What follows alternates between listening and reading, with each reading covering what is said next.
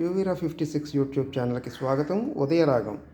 ఈనాటి ఉదయరాగం కార్యక్రమంలో నేడు మార్గశిర శుద్ధ ఏకాదశి, శ్రీ మహావిష్ణువుకు ప్రీతికరమైనటువంటి రోజు. ఏకాదశి పూజలు ఎక్కువగా శ్రీ సత్యనారాయణ స్వామి వ్రతాలు జరుపుకుంటారు ఈ రోజుల్లో. భగవద్గీత.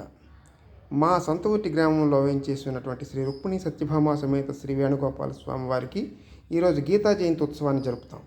ఈ గీతా జయంతి ఉత్సవంలో భాగంగా భగవద్గీతకు పూజలు చేసి భగవద్గీతని తిరువీధుల్లో నలుమూలల గ్రామంలో మొత్తం ఊరేగింపుగా వెళ్తాం, ఊరేగింపు చేస్తాం.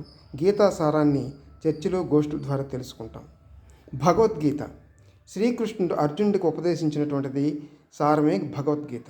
కానీ ఒక అర్జునుడికే కాదు, అది ప్రపంచం అంతటికీ మానవాళికి ఉపదేశంగా భావించి భగవద్గీతలో ఉన్నటువంటి ప్రతి శ్లోకాన్ని అర్థం తెలుసుకొని నిత్య జీవితంలో అనుసంధానం చేసినాడు జీవితం సాఫీగా సక్రమంగా జరుగుతుందని ఆకాంక్షిస్తున్నాను. కర్మణ్యాధికారస్య మాఫలేదు కదాసన. కర్మలు చేయటి అందే నీకు అధికారం కలదు, కానీ కర్మఫలములపై కాలదు.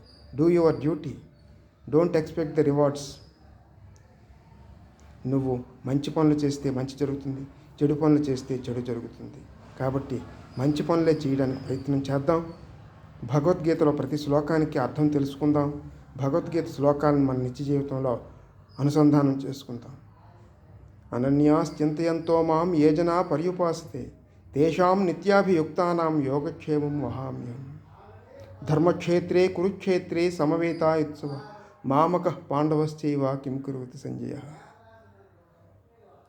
ధర్మాన్ని కాపాడి మన యోగక్షేమాలను కాపాడినటువంటి శ్రీకృష్ణ పరమాత్ముడికి ఒక్కసారి ఈరోజు స్మరించుకుంటూ, ధ్యానం చేసుకుంటూ, ప్రార్థన చేసుకుంటూ ఆ శ్రీకృష్ణ పరమాత్మ తాలూకా దయ, కృప మనందరి మీద ఉండాలని గీతా జయంతి శుభ సందర్భంగా శుభాకాంక్షలు తెలియజేస్తున్నాం.